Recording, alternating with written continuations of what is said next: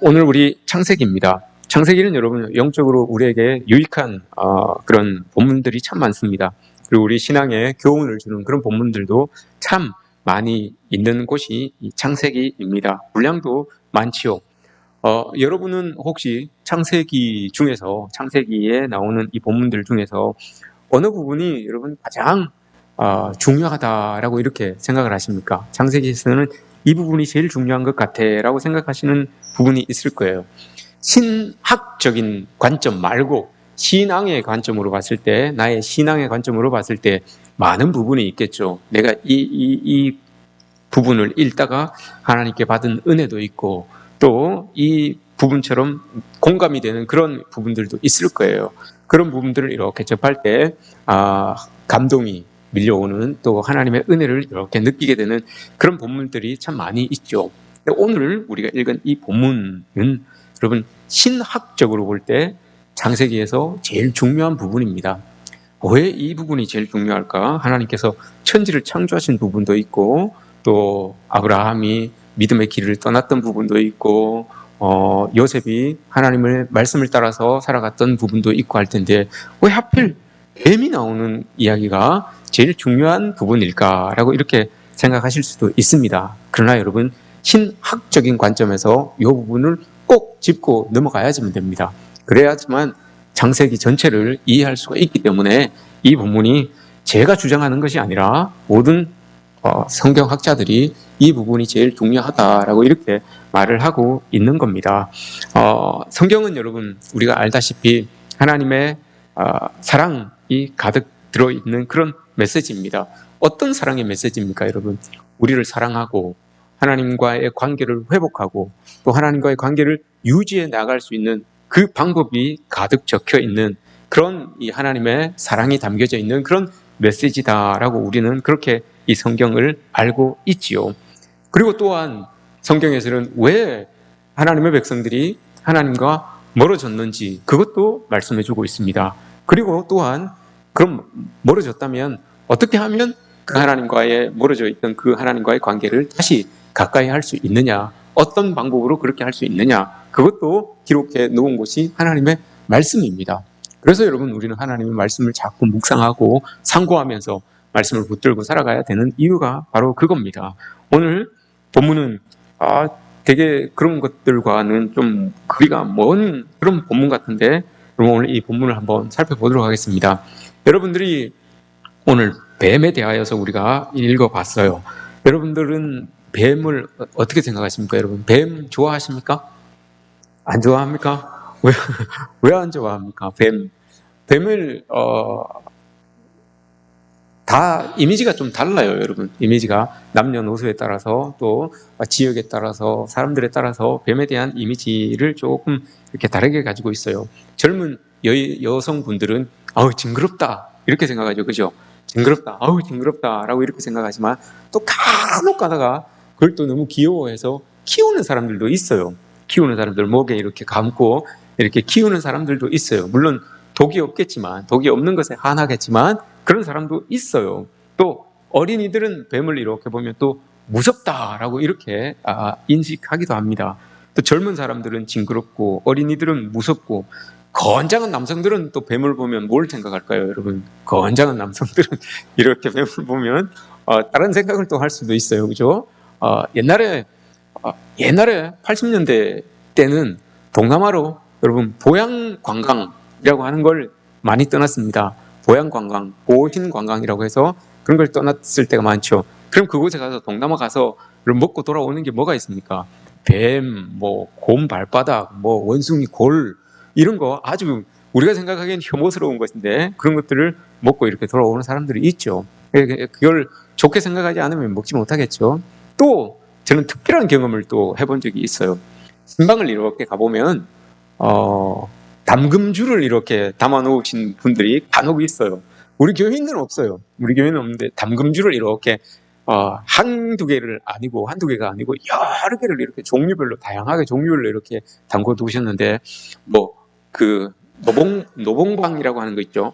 벌집 그걸 아주 통째로 이만한 거를 이렇게 담아 놓은 데도 있고 그것도 있고 산삼이라고 하는 것도 있고 뭐 도덕이라고 하는 것도 있고 열매도 있고 과일도 있고 또 그 옆에 뱀도 한 마리 이렇게 쫙 또아래를 딱 꼬고 그 안에 병 안에 이렇게 담겨져 있는 그런 집도 봤어요. 그러면 제가 뭐라고 하겠습니까? 아무 말도 못하죠. 뭐 그러면 그래서 내심 이제 그분이 진방을 받으시는 그분이 도둑이 저발저린다고 목사님 아시죠? 저거 약이에요. 약으로 먹어요. 이렇게 말씀하시죠. 예, 약으로 드셔도 됩니다. 제가 뭐라고 그럽니까? 여러분 괜찮습니다. 담금주를 뭐 하시든지 어든지 괜찮습니다. 예, 여러분들이 하나님께 거리낌이 없으시면 됩니다. 담금주가 아니라도 뭐 약이 아니더라도 저는 별 거기에 대해서는 말하지 않겠습니다. 그러나 오늘 말씀드리고 싶은 건 그겁니다. 뱀에 대해서 여러분들이 어떻게 생각을 하고 있느냐 그걸 이제 말씀드리고 싶은 거죠. 오늘 본문을 보시면 여러분 그 뱀 어떻든 간에 뱀은 여러분 이미지를 이렇게 떠올리면 그렇게 상쾌하지 않습니다. 그죠? 그렇게 좀 이 뱀을 이렇게 생각하면 개운하지는 않아요. 뱀에 대한 이미지가. 그죠? 그런 이미지가 있어요. 오늘 본문에서는 이 뱀이 여러분 간교하다라고 이렇게 또 표현을 하고 있습니다. 너무 지혜로워서 간교한 겁니다. 이 뱀은 너무 지혜로워서 그 지혜로움을 뛰어넘어서 간교하다라고 이렇게 말을 하고 있는 거죠. 창세기를 여러분 기록할 당시에 이 고대 사람들은 뱀에 대하여서 여러분 우리처럼 이렇게 징그럽다, 무섭다 이런 의미를 가지고 있지 않았어요. 이런 이미지를 가지고 있지 않았습니다. 왜 뱀을 우리처럼 징그럽다, 보기 싫다 이런 이미지를 가지고 있지 않았을까? 여러분 생각을 해야 됩니다. 왜냐하면 뱀 마태복음에서 여러분 예수님께서 제자들을 파송하시면서 마태복음 10장에서 제자들을 세상 속에 보내시면서 내가 너희들을 양을 이리 가운데 보내는 것 같다라고 하시면서 뒤에 하신 말씀이 있어요. 그러니 너희들은 뱀처럼 지혜롭고 그죠? 비둘기처럼 순결하라 라고 이렇게 말씀하시죠. 하고 많은 동물이 있었을 텐데 왜 하나님께서는 뱀처럼 지혜롭고 그것도 전도 여행을 떠나는 사람에게 복음을 들고 길을 떠나는 사람들에게 너희들 뱀처럼 지혜로워라 라고 이렇게 말씀을 하셨을까? 이런 이 생각들을 여러분 하셔야 됩니다. 이 성경을 읽을 때에. 왜 그러냐? 뱀은 여러분 히브리어로 볼 때 나하쉬라는 말입니다. 나하쉬. 이 말이 여러분 지혜예요. 지혜. 뱀을 뜻하는 단어가 나하쉬인데 이 말이 지혜라는 말입니다. 그래서 예수님께서 너희들이 뱀같이 지혜로워야 한다라고 이렇게 말씀을 하신 겁니다. 뱀과 지혜가 일맥상통하는 뜻이 통하는 그런 이 단어이기 때문에 예수님께서는 뱀처럼 지혜로워라라고 이렇게 말씀을 하셨다는 것을 여러분 아셨으면 좋겠어요. 그리고 이 뱀은 이 고대 사람들이 생각하기에 그렇게 지혜라고 하는 뜻을 담고 있기 때문에 지혜를 주는 그 동물이라고 이렇게 생각을 하고 있었어요. 그리고 또 하나 뱀이 여러분 허물을 벗죠. 뱀을 이렇게 보시면 꼭 죽을 것 같아요. 쭈글쭈글해져서 막 이렇게 이 허물을 벗을 때쯤 되면 쭈글쭈글해져서 피부가 막 이렇게 벗겨지고 해서 곧 죽겠다 이런 생각을 들거든요. 그런데 허물을 쭉 벗고 나면 아주 탱탱한 피부로 반질반질한 피부로 이렇게 다시 이렇게 슥슥 살아나요. 그걸 봐서 사람들이 뱀에 대한 이미지를 그렇게 생각하는 거예요. 저 뱀은 죽지 않는 동물이구나. 죽는 것 같았는데 곧 죽을 것 같았는데 허물을 싹 벗어버리니까 아주 피부가 탱탱하게 반짝반짝한 그런 동물로 다시 살아나는구나. 이렇게 사람들이 그 뱀의 모습을 보고 저 동물은 죽지 않는 동물이구나. 더 나아가서 우리에게 생명을 주는 동물이구나 라고 이렇게 고대 사람들은 받아들였던 거예요. 그래서 뱀이라고 하면 지혜, 생명을 주는 동물 이렇게 사람들이 알고 섬기게 되었던 거예요. 그게 뱀이 가지고 있었던 고대 사람들이 뱀에 가지고 있었던 이미지가 그거였어요. 우리가 잘 알고 있는 그 치료의 신 아스클레피우스라고 하는 그 로마 신화에 나오는 그 신이 있어요. 치료의 신이라고 하는데 아스클레피우스라고 하는 그 신이 늘 지팡이를 하나 짚고 다니죠. 그 지팡이의 특징이 있어요. 그 특징이 뭡니까 여러분? 뱀이 그 지팡이를 이렇게 빌빌 꼬고 있죠. 아스클레피우스라고 하는 그 치료의 신. 그래서 여러분 치료와 관련되어 있는 생명과 관련되어 있는 기관의 심볼이 아스클레피우스의 지팡이예요. 뱀이 이렇게 이렇게 지팡이를 줄줄줄줄 감고 있는 거. 병원을 여러분 한번 가보십시오. 병원 이름 뒤에나 앞에 그 심볼 병원 마크가 이렇게 있잖아요. 그 마크 중앙에 아스클레피우스의 지팡이가 이렇게 있어요. 뱀이 또아리를 이렇게 쭉 휘감고 있는 그 지팡이. 그게 아마 대학병원이나 병원들 그 이름 심볼에 그게 딱 적혀져 있습니다. 의사 가운에도 여러분 보십시오. 이름 있고 그 옆에 가운 마크가 있어요. 거기에 요 아스클레피우스의 그 상징이 마크가 이렇게 알려져 있죠. 세계보건기구의 심볼도 그거예요. 그 똑같이 뱀이 이렇게 감고 있는 거 그거. 우리나라의 대한의사협회도 그 뱀이 감고 있는 아스클레피우스의 지팡이 그게 심볼이에요. 왜 여러분 그 사람들이 그걸 심볼로 삼고 있을까요? 옛날부터 고대 사람들이 생각하기에는 그 뱀이 생명을 주는 신이다, 지혜를 주는 신이다 라고 해서 그걸 이미지화해서 그렇게 달고 다니는 거예요. 우리가 잘 보는 앰뷸런스도 있죠. 앰뷸런스에도 보면 그 마크가 붙어 있어요. 앞이든지 뒤에 있든지 그 마크가 이렇게 더 붙어 있는 걸 봐요. 생명과 관련되어 있는 것이 바로 이 뱀이라고 하는 거, 아스클레피우스라고 하는 이 뱀이라고 하는 이게 생명과 관련되어 있는 동물이다라고 여겨서 그걸 이 생명과 관련된 기관들이, 업체들이 그걸 심볼로 사용하는 것을 보게 되죠. 많은 그리스도인들이 오해를 합니다. 혹시 그게 모세가 민수기에서 모세가 광야에서 노뱀을 이렇게 들어서 살린 그거를 상징하여서 그게 지팡이에 뱀이 이렇게 꼬인 거 그걸 사람들이 심볼로 쓰는 건 아닌가라고 이렇게 오해하기도 합니다. 근데 그건 오해입니다, 여러분. 그게 아니에요. 그게 아니고 아스클레피우스의 지팡이, 그 뱀이 가지고 있는 상징, 그걸 사람들이 여겨서 생명으로 여겨서 그렇게 심볼로 가지고 있다는 것, 여러분 우리가 기억했으면 좋겠습니다. 이렇게 옛날 사람들은, 고대 사람들은 이 뱀이 최고의 존재였죠. 그러니까 나에게 생명을 주고 나에게 지혜를 주고 하니까 이게 최고의 그런 신처럼 그렇게 느껴졌어요. 여러분 우리가 살아가는 세상에서도 여러분 이거 두 개만 해결되면 되는 거 아닙니까? 우리의 생명과 살아가는 삶의 지혜, 이거 두 개만 여러분 해결되면 되는 거 아닙니까? 생명을 유지하기 위하여서 모든 것들을 여러분 우리가 행하고 있는 것 아니겠습니까? 먹고 마시고 입고 하는 모든 것들이 우리의 생명과 연관되어 있는 거잖아요. 그리고 그 먹고 마시고 입고 하는 그 일들을 행하기 위하여서 지혜가 필요한 것들이죠. 그러니 지혜와 생명 이거 두 개가 해소가 된다면 뭐 더 바랄 게 없는 거죠. 우리도 여러분 이거 두 개를 위해서 참 많이 갈구하고 살아가요. 이집트에 여러분 파라오 왕이 있죠. 파라오 왕이 왕관을 이렇게 쓰잖아요. 그 왕관 앞에 뱀이 이렇게 달려져 있잖아요. 그죠? 파라오 자기가 뱀이라는 거예요. 뱀이 상징하고 있는 그 생명이라는 거예요. 나는 신이다. 생명을 주는 신이다. 지혜를 주는 신이다. 파라오가 자기를 그렇게 신격화하는 그 모습이죠. 왕관에도 그 뱀을 이렇게 달고 있는 이유가 바로 그거예요. 내가 지혜를 주는 신, 생명을 주는 신과 동일한 사람이 바로 나다라고 하는 것을 보여주기 위해서 그런 거죠. 자, 그러면 보세요. 이 뱀이 생명과 지혜를 주는 신으로 그렇게 역임을 받았다라고 이렇게 말하고 제가 말씀을 드렸습니다. 여기서 그럼 여러분들에게 질문을 하나 드리겠습니다. 창세기는 여러분 누가 썼습니까? 창세기를 기록한 사람이 누굽니까? 예? 누구예요?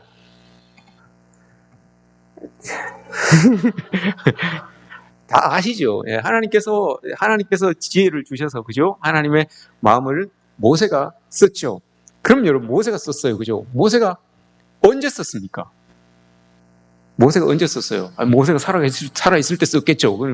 물 살아있을 때 썼겠죠, 그죠? 모세가 살아있을 때 쓴 건 맞아요. 모세가 그 시기가 언제냐 말입니다. 모세가 이스라엘 백성들이 여러분 애굽에서 종노릇 했잖아요, 그죠? 이스라엘 백성들이 애굽에서 종노릇을 했습니다. 애굽에서 종노릇을 하고 나서 출애굽을 시킵니다. 출애굽을 시켜서 그 애굽을 빠져나오고 하나님께서 약속하신 그 가나안 땅을 향하여서 나아가는 과정 중에 하나님께서 모세를 불러서 하나님의 뜻을 담아서 이 창세기를 기록한 거예요. 출애굽 과정 속에서 그 광야에서 모세를 불러서 가나안 땅 가는 도중에 하나님의 말씀을 이 모세를 통해서 기록한 책이 이 창세기입니다. 그러면 우리가 기억해야 되는 것은 아직까지 이스라엘 사람들의 머릿속에는 하나님이라고 하는 여호와라고 하는 그 신보다는 애굽에서 봐왔던, 애굽에서 들었던 그 신관이 더 뚜렷하게 있어요. 더 뚜렷하게 아직까지 이스라엘 백성들에게는 남아있어요. 출애굽에서 지금 가고 있는 그 길은 얼마 되지 않아요. 이전에 애굽에서 살았던 연수가 몇 년입니까, 여러분? 대를 따라서 430년을 살았어요.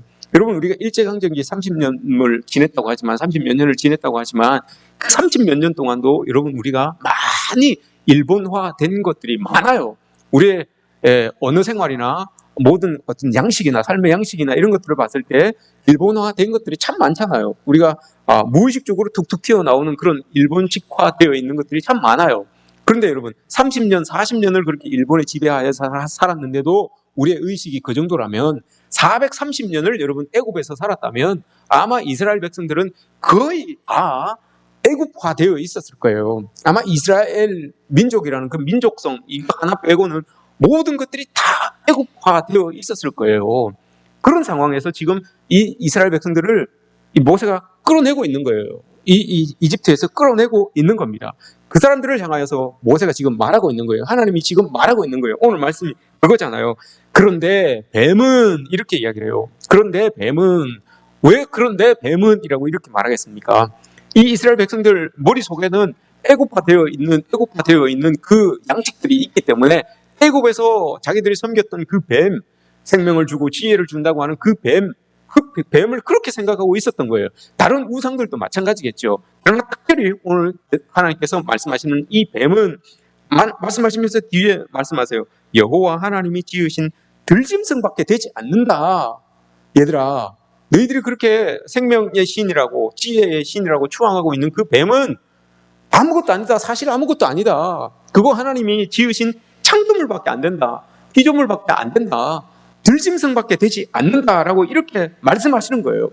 너희가 신이라고 생각하는 그것이 하나님이 만들어 놓으신 피조물인데 너희들 왜 그렇게 그 뱀들을 섬겼느냐라고 이렇게 말씀하시는 거죠. 그 왜 여러분 뱀을 간교하다라고 이렇게 하나님께서 말씀을 하셨을까요? 간교하다라고 하는 말 그 안에는 하나님과의 관계를 멀리하게 만든다라고 하는 의미가 있어요. 그래서 간교한 거예요. 여러분. 하나님과의 관계를 멀리하게 만들기 때문에 그래서 간교한 거예요. 이 뱀이 그렇다는 거예요. 그 말씀을 이렇게 보십시오, 여러분. 뱀이 얼마나 하나님과의 관계를 이렇게 멀리하는 간교한 이 뱀이냐 하면 사람들이 자기를 그렇게 여기니까 이 뱀이 자기를 생명을 주는 것, 지혜를 주는 신으로 그렇게 여기니까 자기 말 안에 내가 지혜를 주는 신이다, 내가 생명을 주는 신이다 라고 이렇게 쏙 집어넣어요. 그게 여러분 4절 5절이에요. 뱀이 여자에게 이르되 너희가 결코 죽지 아니하리라 라고 이렇게 이야기를 하죠. 사람들이 그렇게 생각하고 있었거든요. 뱀이 생명을 준다고 생각하고 있었거든요. 그래서 뱀이 여자에게 그렇게 이야기를 하는 거예요. 너희가 결코 죽게 하나, 내 말대로 해도 우리 결코 죽게 하나, 이렇게 말하는 거예요. 그리고 뒤에 5절에서 보세요. 선악을 알 줄 너희 눈이 밝아져 하나님과 같이 되어 선악을 알 줄 안다는 게 여러분 지혜 아닙니까? 너희들 내가 이렇게 시키는 대로 하면 너희들이 생각하고 있는 것처럼 내가 너희들에게 지혜를 준다니까 그렇게 해 라고 이렇게 지금 유혹을 하고 있는 거예요. 그렇게 간교한 거예요. 그래서 하나님과의 관계를 이렇게 멀리 만들어 놓는 겁니다. 내 말을 듣고 내 말을 들으면 죽지 않고 내 말을 듣고 그걸 먹으면 지혜롭게 된다 라고 이렇게 사람들을 꼬드기고 있는 거죠. 생명을 주고 지혜를 주겠다라고 하지만 결국 여러분 그 말대로 따라가면 하나님과 관계가 멀어집니다. 결국은 하나님과의 관계가 끊어지게 되는 그런 삶의 자리로 나아갈 수 있다는 것을 우리는 늘 기억해야 돼요. 그거 모르고 여러분 쫓아가면 하나님과의 관계는 단절됩니다. 끊어집니다. 아담과 하와가 그걸 몰랐어요. 그걸 몰라서 이렇게 그 말을 따라서 했기 때문에 에덴에서 쫓겨나게 되는 것 아닙니까? 우리도 여러분 마찬가지예요. 아주 무서운 결과가 이렇게 일어난다는 것을 기억해야 돼요. 그럼 이게 그래서 중요한 거예요. 뒤에 본문은 여러분 뭡니까?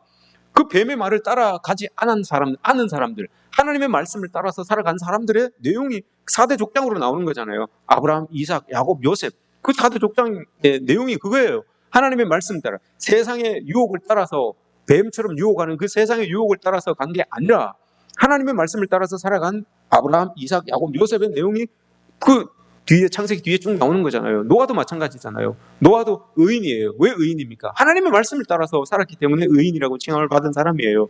근데 그렇게 하나님의 말씀을 따라 세상을 따라 살지 않고 세상의 유혹을 따라 살지 않고 하나님의 말씀을 따라서 살았던 그 사람들의 내용이 이제 이 4장 뒤에 원역사 뒤에 쭉 나오게 되는 거예요. 그래서 오늘 본문이 여러분 창세기에서 제일 중요한 본문이 되는 거예요. 이걸 기준으로 딱 잡고 하나님의 말씀과 세상의 말, 우리를 유혹하는 그 세상의 것들, 이것과의 관계, 여기에서부터 창세기가 시작되는 것이구나라는 것을 우리가 알고 이렇게 쭉 가야 되는 거죠. 그러면 하나님의 말씀을 따라 살아가게 되면 이런 일도 있고 저런 일도 있고 하는 것을 뒤에 이제 쭉 보여주고 있는 겁니다. 여러분, 병을 낫게 해주고 우리의 생명을 책임져주고 우리를 지혜롭게 해주고 한다는 게 있으면 여러분 얼마나 좋겠습니까? 여러분 그런 것들을 따라가면 그게 여러분 우리에게 어떤 게 있습니까? 그런 것들이 우리를 지혜롭게 만들어주고 우리를 생명의 길로 인도해 주는 거, 우리 삶을 윤택해 주는 거, 인간답게 해주는 거, 여러분 이게 뭐가 있을까요? 이게 늘 여러분 우리 그리스도인들의 삶에 도전으로 다가온다는 거죠. 지금 여기에서 처음 부분에 이 말을 던지고 있는, 이 말을 기록하고 있는 이유가 그거예요. 우리의 삶에 이런 유혹들이, 이런 도전들이 계속 온다는 거예요. 계속 온다는 것을 말씀해 주고 있는 겁니다. 우리의 삶에도 여러분 똑같이 이런 도전들이 와요. 우리를 살리고 인간답게 살게 해주고 우리를 지혜롭게 해주고 병을 낫게 해주고 삶을 윤택해 해주고 하는 게 여러분 정말 우리의 입술로 하나님의 말씀입니다, 하나님입니다, 예수 그리스도입니다 라고 이렇게 고백하실 수 있으시겠습니까? 그렇게 고백해야 되죠. 그리스도인들은 나는 나의 삶을, 나의 생명을 지탱해주고 지혜를 주시는 분이 하나님입니다, 난 다른 것들 아닙니다, 나는 하나님입니다 라고 이렇게 자신 있게 여러분 우리가 고백할 수 있어야 돼요. 아니면 여러분 나에게도 어떤 뱀의 유혹이 있습니까? 나를 살리는 것이 나는 하나님의 말씀이 아닌 것 같고 예수 그리스도가 아닌 것 같다, 뱀의 유혹이 있습니까? 저는 여러분이 가지고 있는 그 뱀의 유혹이 어떤 건지 자세히는 모르겠습니다. 어떤 상황에서 어떤 뱀의 유혹들이 여러분들을 유혹하여서 생명 삼고 지혜 삼고 인간답게 사는 그런 삶을 그것으로 삼고 살아가는지는 모르겠어요. 그러나 공통된 것 하나는 있다고 제가 확신할 수 있습니다. 저도 그렇고 여러분들도 그렇고 뱀의 유혹 중에 공통되게 우리 모두를 유혹하는 한 가지, 그건 내가 자신 있게 여러분들에게 이야기할 수 있습니다. 그 여러분 뭐겠습니까? 돈입니다. 그건 저도 그렇고 여러분들도 그렇고 이 유혹에서 있어서 이게 나를 인간답게 만들고 이게 나를 지혜롭게 살아갈 수 있게 만들고 이게 나를 대접받게 만들고 한다는 것에 여러분 모두가 다 거기에는 동의할 겁니다. 현대 사회에서 뱀의 역할을 하는 것 중에 단연 돋보이는 게 돈이죠. 근데 우리가 살아가고 있는 삶의 자리에서 뱀의 역할을 하는 것, 이거 먹어도 돼, 이거 하면 너 지혜로워진다, 이거 하면 너 살 수 있다 라고 우리를 유혹하는 것 중에 가장 돋보이는 게 돈입니다. 이것만 있으면 여러분 생명을 얻을 수 있는 것 같죠. 이것만 있으면 지혜를 얻을 수 있을 것 같습니다. 이것만 있으면 여러분 인간답게 살 수 있고 대접받을 수 있을 것 같아요. 이걸 가지고 여러분 맘모니즘이라고 이야기합니다. 이 맘모니즘이라고 하는 단어가 신약 성경에 나옵니다. 신약 성경 예수님께서 그렇게 말씀하시죠. 마태복음 6장과 누가복음 16장에서 이렇게 이야기를 합니다. 하나님과 재물을 겸하여 섬길 수 없다라고 이렇게 이야기를 하죠. 하나님과 재물, 이건 여러분 섬기는 게 아니에요. 재물을 섬기는 게 아니에요. 근데 예수님께서 말씀하시기를 하나님과 재물을 겸하여 섬길 수 없다라고 이렇게 말씀하시잖아요. 돈이 여러분 섬김의 대상이 될 수 있습니까? 재물이 여러분 섬김의 대상이 될 수 있습니까? 근데 왜 예수님께서 여러분 하나님과 재물을 동시에 겸하여서 섬길 수 없다라고 이렇게 말씀을 하셨을까요? 그게 여러분 돈이 가지고 있는 속성 때문에 그런 겁니다. 돈이 가지고 있는 그 돈 속에 담겨져 있는 그 힘 때문에 그런 거예요. 그래서 하나님께서 겸하여 섬길 수 없다라고 이렇게 말하는 겁니다. 저도 여러분 이런 생각, 돈의 유혹 앞에 저도 많이 있어요. 어떤 유혹이 있습니까? 저도 이런 생각을 해봅니다. 내가 참 돈이 좀 있었으면 우리 교회 앞에 있는 저 무덤 저거 사버릴 텐데. 내가 좀 돈 좀 있으면 우리 어르신들 예배 편하게 들으실 수 있도록 이 의자도 좀 쿠션도 빵빵하게 넣고 혼자 뒤로 이렇게 젖혀서 탁 이렇게 예배 드릴 수 있는 그런 걸로 좀 이렇게 확 해놓을 수 있을 것 같은데, 좀 뒤로 펑 펴서 목도 좀 안 아프게 이렇게 할 수 있을 것 같은데, 스피커도 좀 좋은 걸로 이렇게 좀 바꾸고, 이런 유혹이 있어요, 여러분. 하물며 여러분, 저도 그런데 여러분들은 오죽하겠습니까? 세상 속에서 살아가는 여러분들인데, 그죠? 자녀들 키워야 되죠, 공부시켜야 되죠, 결혼시켜야 되죠, 집 사야 되죠, 먹고 살아야 되죠. 오죽하겠습니까, 여러분? 다 있어요. 다 그런 모습들이, 이런 유혹들이 여러분 다 있습니다. 그러나 제가 이야기하는 건 그겁니다. 하나님께서 말씀하시는 건 그거예요. 섬기지 말라는 거예요. 섬기지 말라. 섬기지 말라고 하는 것은 어떤 의미를 가지고 있습니까? 만모니즘, 만모니아라고 하는 그 말이 원래 의미가, 여러분, 돈이라고 하는 그게 원래 의미가 위탁하다, 이 말이에요. 위탁하다. 위탁하다라고 하는 말은 어떤 인격적인 존재의 인격적인 대상에다가 나의 안전과 나의 장래를 맡긴다, 이런 말이에요. 만모니아라고 하는 예수님께서 쓰신 그 단어가 그런 말이에요. 하나님께는 그렇게 맡길 수 있어요, 여러분. 하나님께는 우리의 장래와 우리의 미래를 맡길 수 있잖아요. 위탁이잖아요. 그게 위탁이잖아요. 그런데 뒤에 사람들이 그렇게 한다는 거예요. 하나님께서 보셨을 뒤에 재물에다가 자기의 장래와 자기의 안전을 맡긴다는 거예요. 위탁한다는 거예요. 그래서 동시에 섬길 수 없다라고 하시는 말씀이 그거예요. 돈은 여러분 인격적인 존재가 아니라서 그것을 대상 삼아서 거기에다가 우리의 미래와 우리의 안전을 맡길 수 있는 존재가 아니라니까요. 그런데 세상 살아가는 사람들이, 예수님께서 보시기에 세상 살아가는 사람들이 그렇게 한다는 거예요. 그렇게 해서 예수님께서 말씀하시기를 그거 두 개를 동시에 섬길 수가 없다, 그건 섬김의 대상이 아니다라고 이렇게 말씀하시는 거예요. 하나님은 위탁의 대상이 맞아요. 하나님은 우리의 안전과 우리의 미래를 맡길 수 있는 그런 분인데, 돈이라는 게, 재물이라는 게 그런 게 아니잖냐라고 이렇게 하나님께서 말씀해 주고 있는 거예요. 그게 여러분, 오늘날 우리가 살아가고 있는 이 삶의 자리에서 이게 뱀의 역할을 하는 것이 이런 것들이에요. 이런 재물, 돈이라고 하는 것이 우리에게 있어서 이 땅에서의 뱀의 유혹과 동격으로 우리에게 다가오는 겁니다. 그렇게 되면 여러분, 그 돈이 가지고 있는 것이 그게 인격적인 것처럼 존재하여서 그 속에 내재하고 있는 그 힘을 통해서 사람들을 통제해요. 충성하게 만들어요. 복종하게 만들어요. 그걸 가지고 여러분, 그 권세를 가지고 사람들을 강요합니다. 돈이 여러분 그렇게 하던가요? 여러분들에게 돈이 여러분들에게 재물이라고 하는 것들이 우리에게 여러분 충성을 요구하던가요? 복종을 요구하던가요? 여러분 굴복을 요구하던가요? 돈이 어떻습니까, 여러분? 여러분들은 어떻게 돈을 볼 때 어떻습니까? 요거 돈을 이렇게 요거 이렇게 보십니까? 어떻습니까, 여러분?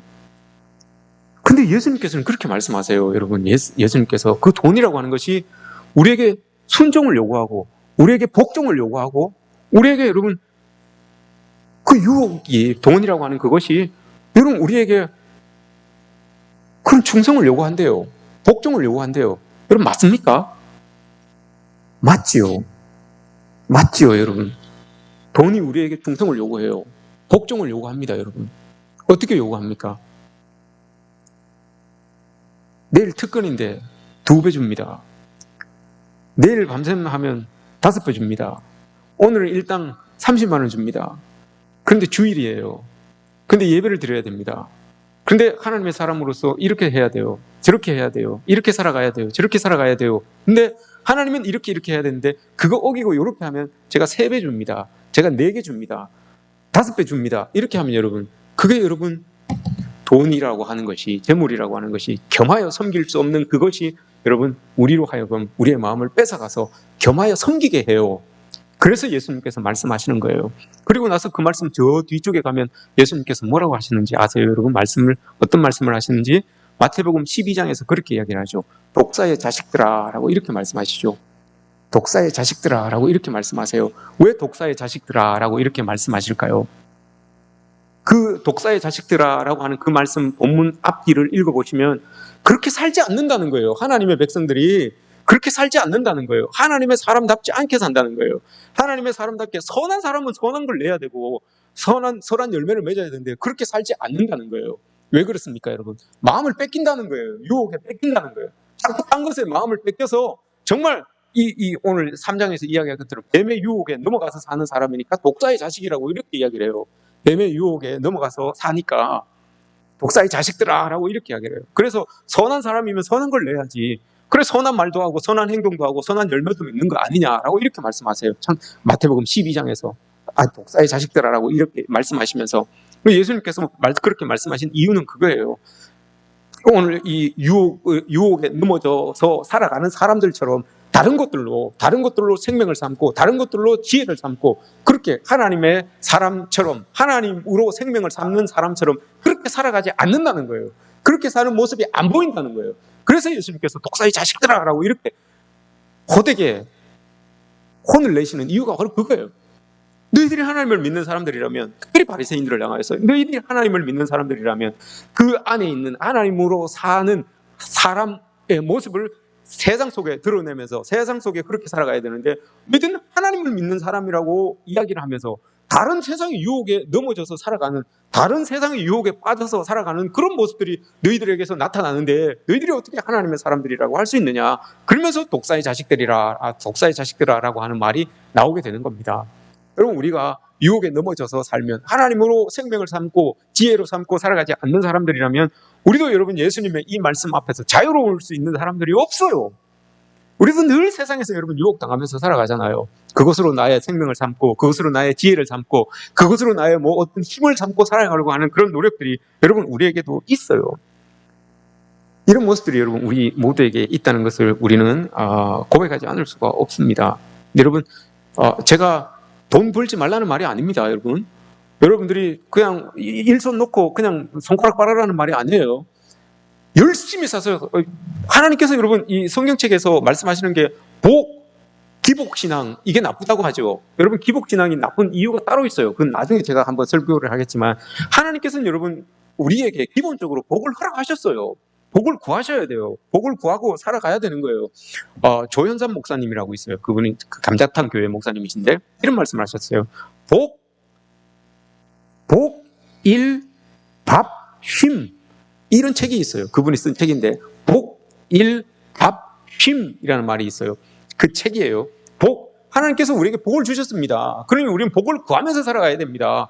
복을 구하면서 사는데 가만히 앉아서 구하는 게 아니라 그 다음에 일이에요. 일을 하십시오. 열심히 체력 주어지는 한에서 열심히 일을 하십시오. 그리고 일만 하지 말고 밥도 드십시오. 밥을 드셔야지 에너지를 얻을 거 아닙니까? 여러분, 영적으로 해석하셔야 됩니다. 일반적으로 우리가 사는 모습을 그렇게 하는 거고 영적으로 해석도 하셔야 됩니다. 일을 하십시오. 여러분, 하나님의 일과 연관시키셔서 복을 받기 위해서 여러분 열심히 우리가 하나님을 섬기고 해야 됩니다. 그것도 있고 일을 하기 위해서는 하나님의 일들, 주어지는 일들, 사명들, 이것도 잘해야 됩니다. 밥을 드십시오. 영적으로 깨어있기 위해서 기도하시고 말씀 보시고 그렇게 하셔야 됩니다. 그리고 쉬십시오. 밥을 드셨으면 너무 밥만 먹지 말고 밥 먹고 일하고 하지 마시고 좀 쉬십시오. 주무십시오. 이런 거예요. 쉬십시오. 쉴 때는 쉬고 놓을 때는 좀 놓으십시오. 이런 거예요. 쉬십시오. 여러분, 예배 드리십시오. 영적으로 보면 예배 드리십시오. 하나님 찬양하고 기도하고 이렇게 즐겁게 지내십시오. 이런 말씀을 하는 거예요.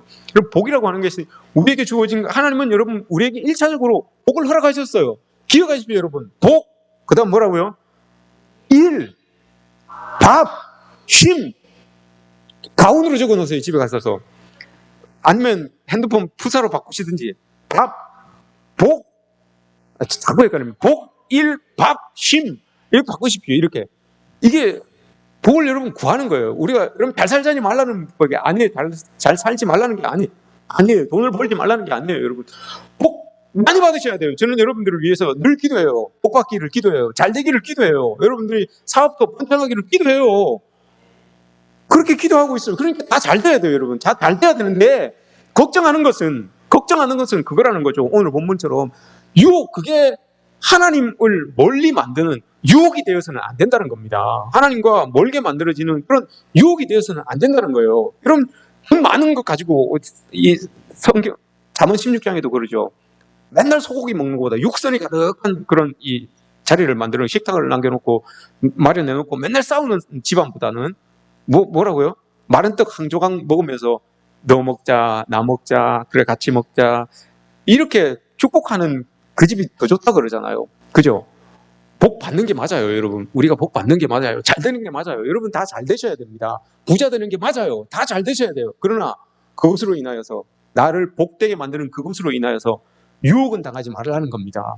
그것 때문에 여러분 하나님과 멀어지지는 말라는 거예요. 그것 때문에 하나님 없는 사람처럼, 마태복음 12장에서 예수님께서 말씀하셨던 것처럼 너희들이 하나님의 백성인데 왜 독사의 자식처럼 살아가느냐, 늘 유혹에 빠져서 그렇게 버덕이면서 살아가느냐, 이렇게는 되지 말라는 거죠. 그게 여러분 오늘 이 말씀이에요. 그렇게 빠져서, 유혹에 빠져서 살아가니까, 그게 이제 창세기 뒤쪽에 계속해서 나오는 내용이 그거예요, 여러분. 두 개예요. 인생은 여러분 두 개밖에 없어요. 하나님과 가까이지느냐, 유혹에 빠져서 하나님과 멀어지느냐. 그 멀어지게 만드는 대상들이 어떤 것들이냐, 이걸 여러분 보여주고 있는 거잖아요. 그러면 알려주고 대상들을 가르쳐주시고 하면 그걸 여러분 우리가 하나하나 정리해 나가면 되는 거잖아요. 그러면 하나님과 더욱더 가까워지는 우리의 모습이 될 수 있는 것 아니겠습니까? 이런 찬양 중에 이런 찬양이 있습니까? 이런 찬양이 있어요. 그분의 길을 간다는 것은, 그분의 길을 간다는 것은, 그분의 길을 간다는 것은 우리 모두가 그분의 길을 가는 사람들이죠. 그 가사 중에 여러분 이런 가사가 있어요. 감당 못할 기쁨이 있나니, 장담 못할 내일이 있지만 감당 못할 기쁨이 있다라고 이렇게 말해요.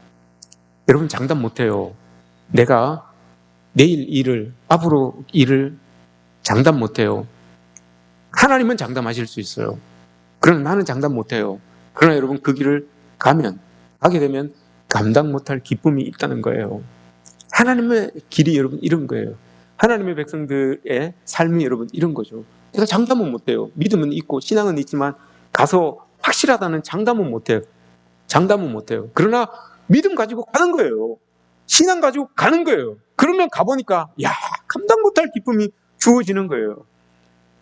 여러분 정말 이런 기쁨이 여러분들에게 주어지기를 축복합니다. 감당 못할 기쁨이, 감당 못할 복들이 여러분들에게 막 쏟아 부어졌으면 좋겠어요. 그래서 정말 감당 못하여서 그거 감당 못하여서 하나님 앞에 기쁨을 올려드리고 찬양을 올려드릴 수 있는 그런 우리 성도들이 되었으면 좋겠습니다. 괜히 여러분 유혹 앞에서 떨지 마십시오.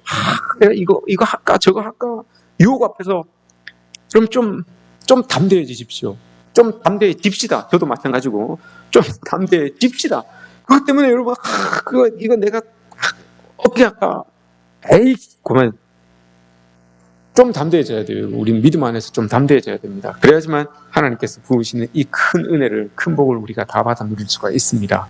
여러분 모두가 오늘 이 뱀이 유혹하는 그 유혹을 여러분 단호하게 끊으시고 하나님 말씀 따라 살아가셔서 장담 못할 그 길을 내가 내딛지만 그 내딛는 순간 감당 못할 하나님의 큰 기쁨이 나에게 주어진다는 것을 기억하시고 그 기쁨을 나의 것으로 만들어 가실 수 있는 저와 여러분들 되시기를 주님의 이름으로 축복합니다. 모두 함께 일어나셔서 우리 결단의 찬양 드리겠습니다.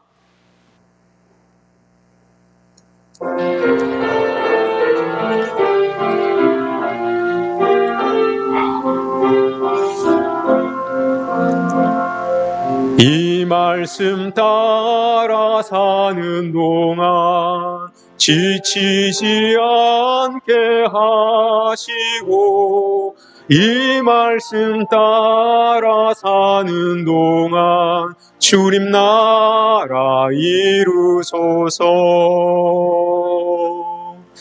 구주 예수 그리스도의 은혜와 아버지 하나님의 사랑하심과 보혜사 성령님의 이끄시고 인도하시고 보호하심이 우리를 유혹하는 뱀의 유혹에 따라서 하나님 없는 사람처럼 살지 않게 하시고, 하나님의 말씀 붙들고 장담하지 못하는 걸음이지만 그 걸음을 내 디딤으로 말미암아서 감당치 못하는 그 기쁨과 그 복을 받아 누리기를 원하며 나아가는 우리 모든 성도들 삶 가운데, 그들의 가정과 자녀들 위에, 운영하는 사업장 위에, 우리 교회 위에 지금부터 영원토록 함께 하시기를 간절히 축원하옵나이다. 아멘.